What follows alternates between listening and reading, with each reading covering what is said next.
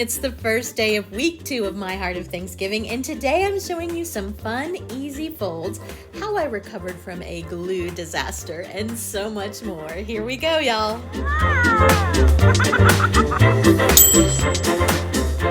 Well, hello and welcome to Pink Paper Peppermints. My name is Melissa and I'm so glad you're here today. It's the second week of my Heart of Thanksgiving and this is my journal for the event. If you don't know what that is, I've got some information for you on the screen. It is a free 4-week challenge that we hold on Instagram and you can join us for free and get a free starter kit in your email. You just have to sign up and register on my website and you will find all the information there. So this is my journal for the event. I finally got it finished. If you watched the last week's video, you know that my sewing machine gave out on me. And so it was a little bit delayed, but I got it done and I was really happy with the way it turned out. There are some definite flaws because I was in a hurry, but it's okay. It's a little crooked, but I feel like it looks handmade. So one of the things that happened was somehow I got the binding off center and you can see I punched a hole in the wrong place for the elastic at the top. So wasn't too happy about that, but the lace kind of covers it up and I might sew a sequin over it or something. And this part in the middle, you can see it's a little crooked on the bottom there, and that was just the piece of fabric that I had, and I decided that it was okay. I like it. So on the inside, I just did some pockets with that same fabric that I used for the cover, and they're huge pockets, so I really, really like them. So these are the pages that I did last week, and if you missed that video, I will link it in the description below. I used vintage photos and did some fun things with those, and we're going to do that again today a little bit. This is the page we're going to work on today. I'm going to finish up some of my week 1 pages, and I'm also going to show you some really fun things for week 2.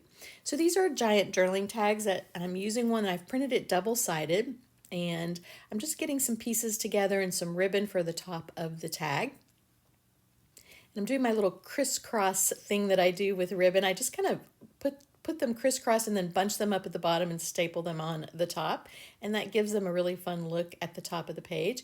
And then I'm just going to put a little bit of word art there to cover up that huge staple. I used a bigger staple for that ribbon and I'm using my tiny attacher for the word art. And I'm using some Jane Davenport watercolor and I'm just kind of tapping my paintbrush over and splattering some watercolor on it. I like that a little better than using ink. I like the look of it a little better. And I'm just putting my pieces together, laying them out, and I want to create a pocket, kind of a hidden pocket for my flashcards. So I'm just kind of testing out where I want to put those. And then I'm going to add some ribbon to my flashcards and tuck them into my little pocket. And I've sewn all the pieces together already. And I sewed them all together and then glued them on the side so that I could still flip it open since it was a double-sided tag. And now I've got a little hidden spot for journaling back there. So now I'm going to work on my prompt card page for week 2, and I'm using a picture of me when I was a baby since it talks about he knows and sees and loves us. I thought that would be a fun picture to use inside the door, and I had a little bit of a glue disaster, which we'll talk about more in a minute. But right now I'm just going to trim the edges of that picture off the door. You can see I glued it down first and then trimmed the edges. And I decided I really liked the way I did it last week with that book paper that was embossed. So I'm going to do that each week, I think. Here I had a little piece of it and I was kind of playing with the watercolors to see what it would look like watercolored. And I liked it, but I didn't want to use it on this page. I thought it was a little distracting. So I'm going to glue this down to my page, and right after I do, I realize that I've glued it to the wrong page, and so I have to pull it off, and I lose a lot of the paper you can see there. Fortunately, it doesn't show on the front. I'm going to put it back here, and I decide that I really like that way that paper looks. So I decide to create a page, and I'm using one of the ladies from the Homemaker tags, one of my favorite ones, and placing her on this page. And she's got a quote about being strong because of being rooted in God's love. And I don't know, that just the way that paper looked on the page, I felt like it looked like it had been through some things, which is how I feel. So I'm just kind of playing with giving her a little circle around her head there, and I have this edge distresser from Heidi Swap, and I'll link that below. And I'm going to rough up the edges of my circle because I want to give it a little dimension, and I love this thing. It really kind of curls the edges and makes it really pretty. And now I'm just adding some of that watercolor paper that we talked about, and I typed "His love made her strong" on the leftover scrap of that paper, and I'm tearing off the bottom and adding it to the bottom of my page. So I'm using art glitter glue there. That's what I'm using, I think, for the whole video is art glitter glue. And now I'm going to do my little splatter technique here. And you see I got a big sploosh there that I didn't really mean to do. I added some paper, realizing that I was splattering everything on my desk. And that was it. I finished it up, and I actually loved the way that turned out. So glue disaster to love. This is a fold that I want to show you how to do. And you may have already learned how to do this. It's called a Turkish map fold. And it was there and then it went away. And so I'm going to use this paper. This is actually from the mini book kit, and I love this paper. It's probably my favorite paper of all of them. And on the back, I'm using this blue sky cloud paper that is from the Traveler's Notebook insert. It's actually the cover, inside cover. And so I use that on the back, and that's what I want the inside of my fold to be. So this fold looks like a little house when you finish it, although that's not really the intention. So it's going to be a lot of fun for our project. So I've got my piece of paper here, and we want to start by folding it in half. And one of the keys of this fold is to really press hard. And you can see I've actually dug out my bone folder for this because you really need crisp folds for this. The reason being, when you get ready to do the last little bit, it's going to make your life so much easier if these folds are really crisp. So I always double fold. So I fold it one way, and then you can see I turned it over and folded it the other way for that same crease to crease it again. And I do that on every single fold. I do them double. And actually, I kind of sometimes do them triple because I'll go back and open it and fold it again. So now we're going to fold it in half a second time, and we're going to crease it really well, and you'll see that I will open it up and fold it back the other way and crease it, and fold it the other way and crease it. We want to double fold, double crease all of those folds. I hope I'm saying that right. So now we're going to start at the bottom, and we have the fold at the bottom, and we're going to make a little triangle. We're going to take that bottom right hand corner and we're going to meet it in the middle of the paper. And what I like to do is kind of hold my thumb down at that bottom of that crease to kind of keep my corner straight. And then I put my finger at the top of the corner, and I take my other finger and press straight down to the middle, and then out to one side and then out to the other side. And that's going to keep it from your paper from moving on you and getting off center and crooked. And so I'm doing the same thing that we talked about with the other folds. I'm folding it the opposite way as well. And I'm using premium matte, double-sided premium matte photo paper, so it's pretty thick and it takes a lot to fold it. If you use plain paper, it's not going to take you quite as much elbow grease to get these creases. And so I'm going to do that on the opposite side as well. I'm getting that crease down. I'm going to put my finger at the bottom, bring the top corner up to the center crease, and then I'm going to bring my finger down and crease out from one side and then up to the other side. So now we're going to fold the bottom part up, and we're just going to do the same thing. We're going to fold it right to that center crease. I'm going to press out to both sides, and I'm going to bone fold it really well, and I'm going to flip it over and do it again. And you want to do that on every fold. And believe me, you will be so grateful when you get to the end of this if you get these creases really crisp.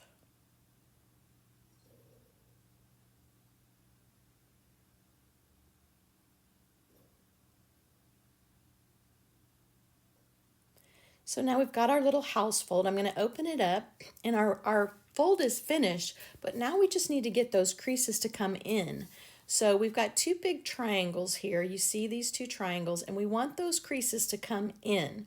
So we're going to open it up, and we're going to go to the top where the fold is on the top, and you're going to hold it with one hand and your other hand is going to be beneath.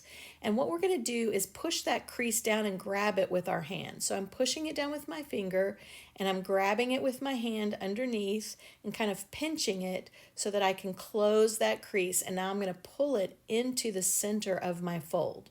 Okay, and I'm going to do that on this side too. Kind of open it up, push it down, grab it with your other hand and pull that crease into the center. And if you've crisped it up really well with your bone folder, it's going to just automatically do that for you almost. Not quite, but almost. It's going to want to go in. So now we're going to go onto the bottom and we're going to kind of open it up, and we're doing the same thing. We're going to open it up and then we're going to take our finger and push that crease. We want to push it in. And this one even works a little better. I don't know why, maybe because it's smaller, but it usually pops right in for me. So we're going to open it up and push that crease in. And after you've done this a couple of times, this actually becomes really easy. You don't have to think about it. When you first learn it, it seems a little overwhelming, but I would recommend getting a stack of printer paper or notebook paper and just do about 10 of them in a row, and then you don't even have to think about it. It's just very easy once you do that. Okay, so now we have all of our creases done and our fold is finished. We've got our beautiful little house here, and when we pull up, it opens up into a beautiful sky, which I think is really cool. So I'm going to decorate the outside of my house, and I've got some of my favorite pink papers from the kit, and I really want the first one, the kind of flower brick one there, to work, but it just doesn't seem to work for me. So I end up going with the floral instead, and I really liked that. And I did it a little too long, so I cut the bottom of it off there, and I'm gluing it on. And then I just want to decorate it. I'm putting a little heart doily and some word art from the kit, and I wanted to make a chimney, so I put this word art together with some ephemera to make it tall enough for the chimney. And now I just want to make a little tab that you can pull up with. So I've got this scrap of paper here, and I'm just going to type on it. I typed lift here on it, and I'm going to glue it with some art glitter glue. I'm going to glue it together, and then I'm going to glue the top of it, and I'm going to slip it right underneath there so that when you open it, you open up your whole fold. So now I'm going to just put a sentiment inside our little house. And I've taped the words unshakable peace on a piece of tissue paper because I wanted it to feel really airy and light. And I'm just tearing it out of the tissue paper.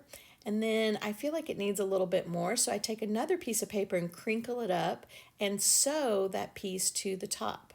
And then I decide it needs some splattering, and so I get the watercolor out. This time I'm using blue, and I'm just splattering all over that. And after it's dry, I'm going to put it in and add it with a little bit of art glitter glue.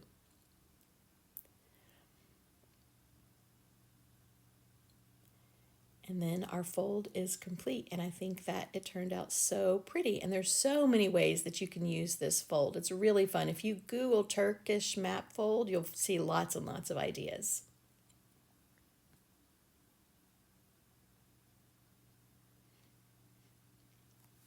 So now we're going to work on the next page. I think that we are going into week 2 finally after I finished up my week 1 pages. And I'm still gonna, this is the double page spread for week 1. This is our last section for week 1.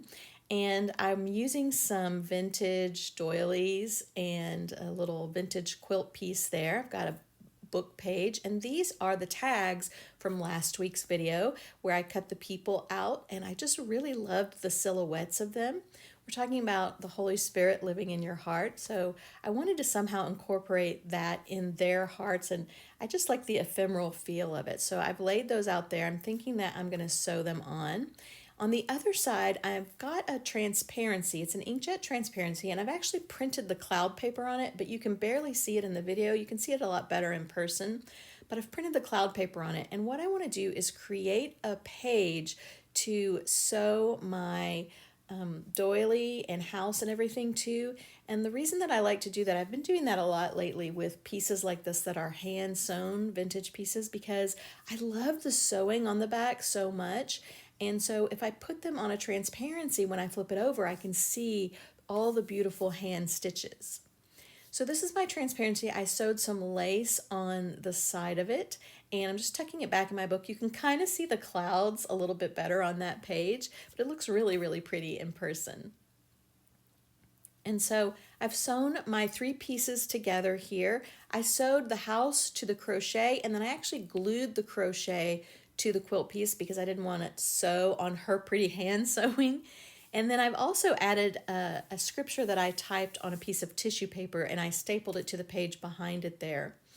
And so now you can see I'm going to add that, and this might seem a little strange, but I'm actually going to just staple this right on with the tiny attacher because you can't really see these 2 tiny little staples, and I didn't want to glue it and I didn't want to sew it, so this seemed like the best way to attach it to my transparency. So now we're going to work on our other side of our page, and you can see I've got their silhouettes centered over the word holy, and now I'm just going to sew it with my sewing machine. I'm going to sew around the edges of the tag, and I've done that here. And then I decided it needed something more, so of course I got out my watercolor and decided to splatter. Then I suddenly realized that I need to put a piece of paper over my fabric so I don't get it everywhere. When I want big splatters, I get it really juicy and wet and shake it with my hand. And then when I want the little spray splatters, I tap it. Here I'm using a palette knife. I just tap it with something, and that gives you more of that little spray look with the watercolor. So now I've got these heart-shaped iridescent sequins, and I thought those would be the perfect touch to put right where their heart would be. So I'm adding those on. I've got some reverse tweezers that I'm adding those on with, and you can't see them in the video very well, but they look really, really pretty in person. So you can see on that last page I added some splatters there as well. I think I forgot to hit record when I was doing that. And that 2-page spread is complete.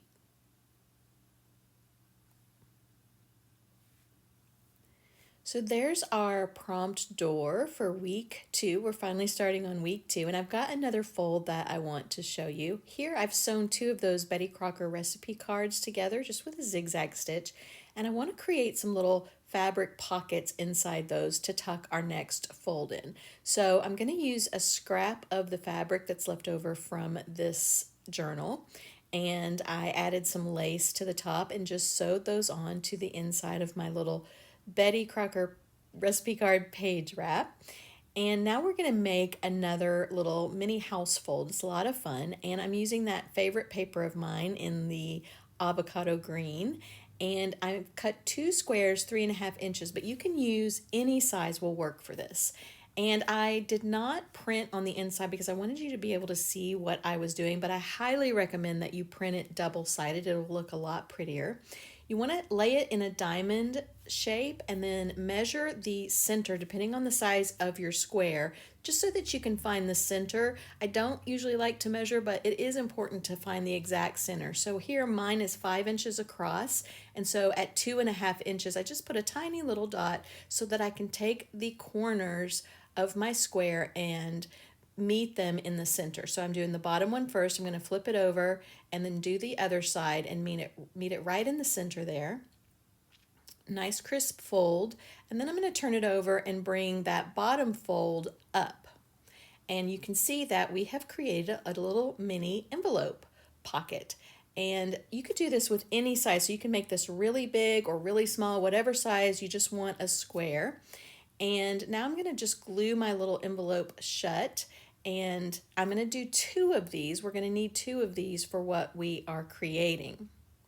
So now I've got my 2 little envelopes. I haven't glued them yet. I just wanted to show you that you do want them to be as close to the same size as possible because we're making kind of like a little portfolio. And I've got the gold version of this paper, and I've cut 1 strip of it, just that one little paisley looking section, and I'm going to make little hinges kind of. And so I'm wrapping it around my houses, and I'm going to snip it off and glue it down, and I left about 1/4 inch space in between the 2 houses. You can see that there, and I'm just going to do that again with another strip of that paper. I'm going to glue it down, wrap it around, and glue it down. And so now we have this super cute little envelope pocket portfolio. And like I said, you could make this any size. You can make it bigger and make it into a mini book by putting pages in the middle and doing a different kind of binding. I wanted to put my flashcards in it, and I didn't make it quite big enough for that because they stick out of the top. But I think I'm going to remake it anyway so that I can put some paper on the inside, and I'll just make it a little bit bigger. And I will show you that next week in next week's video, how it turned out. Well, I hope you enjoyed all these ideas. I actually have one more foldable house idea for you, which I will have to show you next week because I ran out of time. This video got really long, and it was so much fun coming up with these ideas for you. If you are not joining us for my Heart of Thanksgiving, I hope that you will just go to my website, pinkpaperpeppermints.com, and register for free, and you will get your starter kit in the email. I hope that you have a week filled with peace and grace, and I will see you next time here on Pink Paper Peppermints.